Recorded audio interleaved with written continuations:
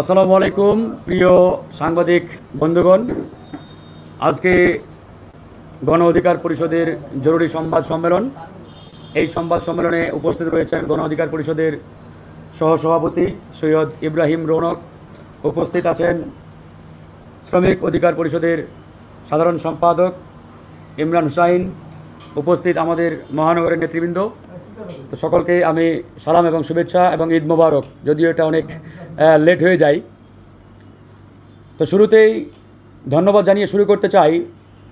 বর্তমানে এমন একটি সময়ে আমরা যাচ্ছি বা এমন একটি সময় বাংলাদেশ অতিবাহিত করছে যে আমরা একটি দীর্ঘ লড়াই সংগ্রাম এবং রক্তস্নাত গণ অভ্যুত্থানের মাধ্যমে এই বাংলাদেশকে গত 5ই আগস্ট ফ্যাসিবাদ মুক্ত করেছি। সেই ফ্যাসিবাদ মুক্ত বাংলাদেশে আমাদের প্রত্যাশা ছিল, এদেশের জনগণের আকাঙ্ক্ষা ছিল যে আমরা একটি নতুন বাংলাদেশ বিনির্মাণ করব, একটি নতুন বাংলাদেশ পাব, যে বাংলাদেশে থাকবে না কোনো রাজনৈতিক হানাহানি, থাকবে না কোনো রক্তপাত, থাকবে না কোনো মারামারি, কাটাকাটি, চাঁদাবাজি, টেন্ডারবাজি। এরকম একটি সুন্দর সোনার বাংলাদেশ পাওয়ার আকাঙ্ক্ষা নিয়েই কিন্তু জনগণ গত 5ই আগস্ট বাংলাদেশকে ফ্যাসিবাদ মুক্ত করেছিল। কিন্তু অত্যন্ত দুঃখের এবং পরিতাপের বিষয়, আজকে আমরা বিভিন্ন রাজনৈতিক দল নির্বাচনের কথা বলছি, সংস্কারের কথা বলছি, বিচারের কথা বলছি, কিন্তু বাস্তবিক অর্থে নির্বাচন, সংস্কার, বিচার এই কার্যক্রমগুলোর অগ্রগতি কতটুকু সেটা কিন্তু বড় একটি প্রশ্নের বিষয়। ইতিমধ্যে আমরা দেখতে পাচ্ছি আগামী ডিসেম্বর কিংবা ফেব্রুয়ারি কিংবা এপ্রিল যখনই নির্বাচন দিক বা নির্বাচন হোক, কিন্তু নির্বাচনের যে প্রাইম কন্ডিশন, যে ফান্ডামেন্টাল কন্ডিশন, যে একটি অবাধ সুষ্ঠু নিরপেক্ষ পরিবেশ তৈরি করা, লেভেল প্লেইং ফিল্ড তৈরি করা, এমন একটি এনভায়রনমেন্ট তৈরি করা যেখানে প্রত্যেকটি রাজনৈতিক দলের প্রার্থীরা নির্ভয়ে নির্বিঘ্নে তাদের নিজ নিজ এলাকায় ক্যাম্পেইন করতে পারবে, গণসংযোগ করতে পারবে, মিটিং মিছিল করতে পারবে। আসলে এরকম কোনো পরিস্থিতি, পরিবেশ, এনভায়রনমেন্ট বাংলাদেশে এই মুহূর্তে এক্সিস্ট করে কিনা সেটি কিন্তু আজকে প্রশ্ন সাপেক্ষ, এবং আমি সেই প্রশ্নটি আপনাদের মাধ্যমে দেশবাসীর কাছে রাখতে চাই। ইতিমধ্যে আমরা দেখেছি গণ অধিকার পরিষদের বিপ্লবী সভাপতি ডাকসুর সাবেক ভিপি জনাব নুরুল হক নূর, যিনি বারবার কারা নির্যাতিত হয়েছেন, ফ্যাসিবাদের আমলে সবচাইতে বেশি নির্যাতনের শিকার হয়েছেন এবং ফ্যাসিবাদের আমলে শত শত হামলার শিকার হয়েছেন, বাধার সম্মুখীন হয়েছেন, তারপরেও কিন্তু দমে যান নাই।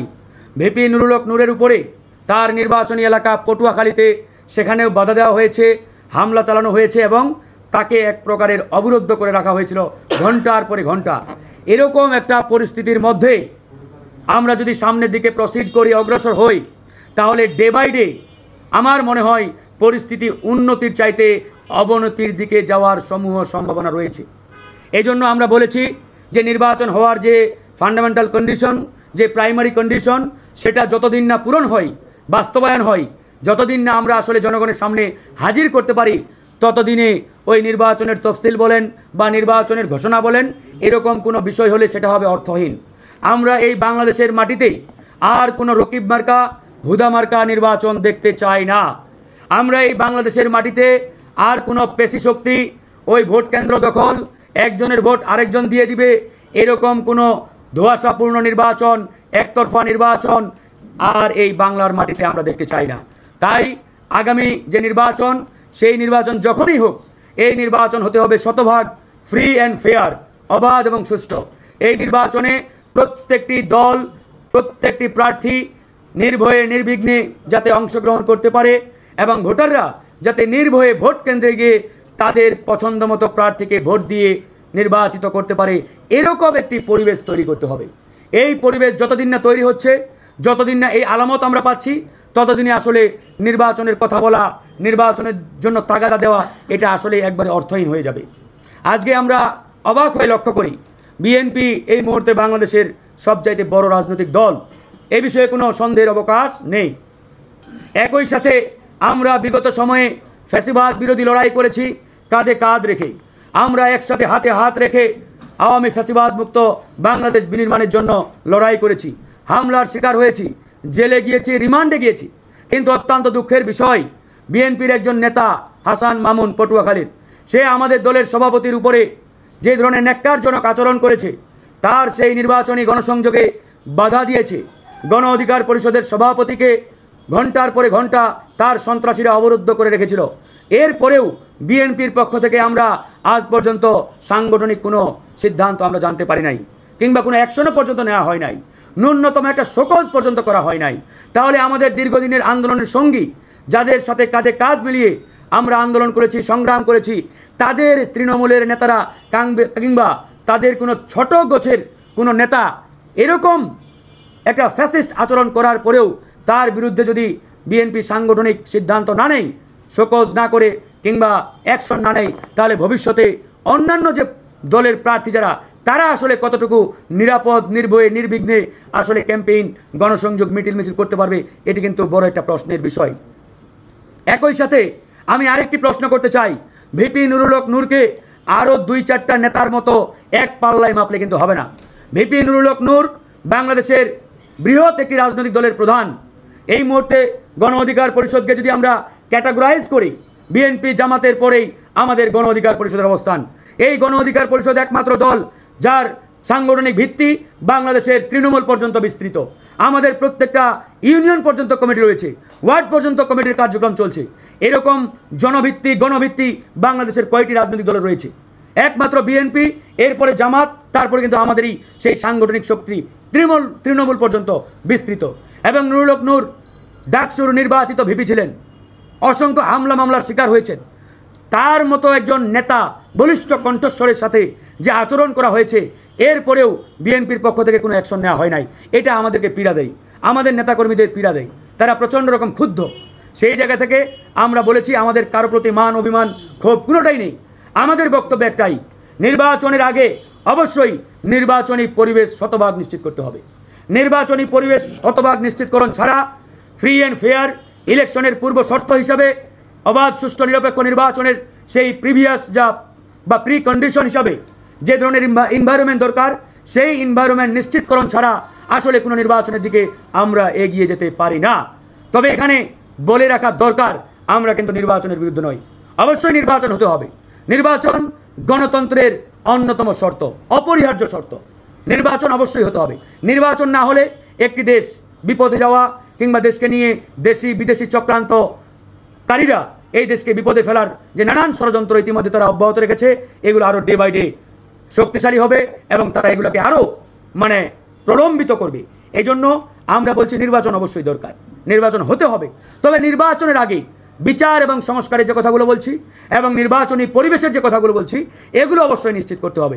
উইদাউট রিফরমেশন, উইদাউট আপনার বিচার, নির্বাচনী পরিবেশ তৈরি করা, একটা যেনতন ছলাকলা নির্বাচন দিয়ে দিলাম, এই নির্বাচন গণ অধিকার পরিষদ কখনো অ্যাকসেপ্ট করবে না, দেশবাসী অ্যাকসেপ্ট করবে না। এই হলো নির্বাচনী সামগ্রিক আমাদের বক্তব্য। আজকে এই জরুরি সংবাদ সম্মেলনের যে মূল বক্তব্য, যে বিষয়ে আমি আসলে কথা বলার জন্য আজকে এই জরুরি সংবাদ সম্মেলন ডেকেছি, সেটি হচ্ছে ইতিমধ্যে গণ অধিকার পরিষদের সভাপতিকে নিয়ে বেশ কিছু ষড়যন্ত্র প্রকাশ্যে এসেছে এবং আমাদের দলকে ড্যামেজ করার জন্য, জনগণের সামনে এই দলকে কিভাবে নেতিবাচকভাবে তুলে ধরা যায়, আমাদের এই তারুণ্যের যে অগ্রযাত্রা, এটাকে থামিয়ে দেওয়া যায়, সেটার বিষয়ে নানামুখী তৎপরতা ইতিমধ্যে শুরু হয়েছে। আপনারা জানেন যে গত 2 বছর আগে আমাদের বেশ কিছু ভুল বুঝাবুঝির কারণে এবং দেশি বিদেশি নানান এজেন্টের ভুল ইনফরমেশনের কারণে আমরা গণ অধিকার পরিষদ 2টি পথে পথ চলা শুরু করেছিলাম। সেই জায়গা থেকে গত ডিসেম্বর মাসে আমাদের সেই সকল ভুল বুঝাবুঝির অবসান ঘটিয়ে আমরা গণ অধিকার পরিষদকে ঐক্যবদ্ধ করি এবং এই দলকে এখন শক্তিশালীভাবে জনগণের কাছে আমরা নিয়ে যাওয়ার চেষ্টা করছি। আমাদের কার্যক্রম আমরা অব্যাহত রেখেছি। যখন এই গণ অধিকার পরিষদ ঐক্যবদ্ধ হয়েছে, আমাদের বিগত সময়ের যে ভুল বুঝাবুঝি এবং নানান ধরেন আপনার বিভিন্ন অসত্য এবং নানান জায়গা থেকে মিস ইনফরমেশনের কারণে যে বিভিন্ন ধরনের আমরা বক্তব্য দিয়েছিলাম, এই বক্তব্যগুলো আমরা সেই ডিসেম্বরের প্রেস কনফারেন্সের মাধ্যমে কিন্তু প্রত্যাহার করে নিয়ে আমরা ঐক্যবদ্ধ পথ চলা শুরু করেছিলাম। সেই বিষয়গুলো আমরা এখন দেখতে পাচ্ছি পরিকল্পিতভাবে একটি কুচক্রী মহল সামনে নিয়ে আসার চেষ্টা করছে। তারা মূলত আমাদের এই ঐক্যবদ্ধ পথ চলাকে টলারেট করতে পারেন না, সহ্য করতে পারছেন না, মেনে নিতে পারছেন না। তারা দেখতে পাচ্ছেন যে গণ অধিকার পরিষদ তাদের যে অগ্রযাত্রা, এই তারুণ্যের শক্তিগুলো যেভাবে ঐক্যবদ্ধ হচ্ছে এবং হয়েছে, এবং এর বাইরেও যে তারুণ্যের শক্তিগুলো এখনও বিচ্ছিন্নভাবে কিংবা নানান যে দল যারা ইতিমধ্যে খুলেছে বা চালু করেছে, তারাও একসময় দেখা যাবে এই তারুণ্যের শক্তির সাথে ঐক্যবদ্ধ হবে।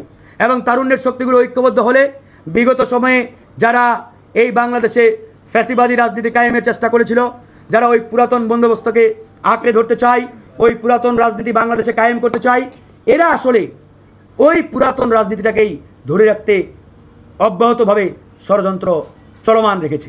তারা জানে যে এই তারুণ্যের সম্মিলিত শক্তিগুলো ঐক্যবদ্ধ হলে এই বাংলাদেশে তরুণরা আবার যদি ঐক্যবদ্ধ হয়, তাহলে আমাদের যে বাপদাদার ওই পুরাতন আমলের বন্দোবস্ত, যে নেতার ছেলে নেতা হবে, এমপির ছেলে এমপি হবে, মন্ত্রীর ছেলে মন্ত্রী হবে, এগুলো আর বাংলাদেশে চলবে না। এই জন্য তারা এটা মেনে নিতে পারছে না। এই জন্য তারা পদে পদে ষড়যন্ত্র অব্যাহত রেখেছে। পদে পদে তারা এই তারুণ্যের শক্তিগুলোকে বিভক্ত করার জন্য, সেগ্রিগেটেড করার জন্য, বিচ্ছিন্ন করার জন্য নানামুখী নীল নকশার জাল তারা এঁটেছে। তো আমরা তাদের এই ষড়যন্ত্র বিষয়ে অবগত এবং আমরা জানি। এজন্যই আমরা বলেছি আমরা ওই পুরাতন বন্দোবস্তের দিকে আর যেতে চাই না, আমরা নতুনত্বের দিকে যেতে চাই। আমরা এই বাংলাদেশকে তারুণ্যের সম্মিলিত শক্তিগুলোকে ঐক্যবদ্ধ করে আমরা একটি নতুন বাংলাদেশ বিনির্মাণ করব। একই সাথে আমি করজোরে আপনাদের কাছে আহ্বান জানাবো যে আমার বিগত সময়ে কিছু বক্তব্যে হয়তো আপনাদের কাছে একটি বিভ্রান্তি ছড়ানোর চেষ্টা করেছে আমাদের দলের সভাপতি জনাব নুরুল হক নূরকে নিয়ে বেশ কয়েকটি তথ্য ইতিমধ্যে বারবার একটি অশুভ চক্র বা গোষ্ঠী তারা সোশ্যাল মিডিয়ায় নিয়ে আসার চেষ্টা করছে। সেই বিষয়গুলো ছিল দু একটি গোয়েন্দা সংস্থা এবং বাংলাদেশের একটি কুচক্রী মহলের মিস ইনফরমেশনের কারণে দেওয়া। মানুষ যেহেতু ভুলের ঊর্ধ্বে নয়, আমি আমার সেই বক্তব্যগুলো আজকের এই সংবাদ সম্মেলনের মাধ্যমে আবারও প্রত্যাহার করছি এবং আমি অনুরোধ জানাবো, মানুষ যেহেতু ভুলের ঊর্ধ্বে নয়, আমার এই বক্তব্যের কারণে কেউ যদি কষ্ট পেয়ে থাকেন আমি আন্তরিকভাবে দুঃখিত এবং ক্ষমা প্রার্থী। একই সাথে আমাদের এই তারুণ্যের শক্তিগুলোকে যাতে ঐক্যবদ্ধভাবে আমরা সামনের দিকে এগিয়ে নিতে পারি, নতুন বাংলাদেশ বিনির্মাণের যে লড়াই শুরু করেছি, এই লড়াইকে যাতে বেগবান করতে পারি এবং জনগণকে আমরা যাতে একটি নতুন বাংলাদেশ উপহার দিতে পারি, এজন্য আপনাদের দোয়া সহযোগিতা আমাদের একান্তভাবে দরকার এবং প্রয়োজন। এই বিষয়টি আপনারা অবশ্যই খেয়াল রাখবেন।